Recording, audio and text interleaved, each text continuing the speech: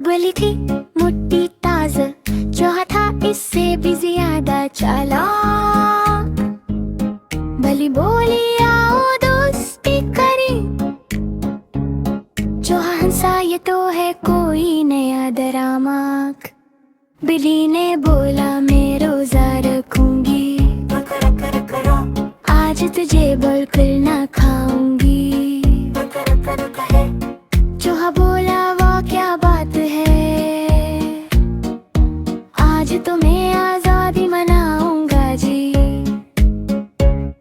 चूहा नकला सिट्टी बजाता, पनीर का ख्वाब सजाए। बलि पीछे दबे पाँव आई, सोचा आज तो मजा आए।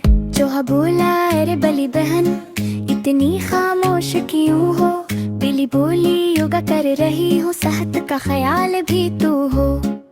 अचानक फसला चूहा मियाँ किले के छलके पर जाकर। बलि हंसी ओ हो बाबा ये यूट्यूब पर वायरल जाएगा देख कर। चूहा फौरन उठ कर बोला भले आंटी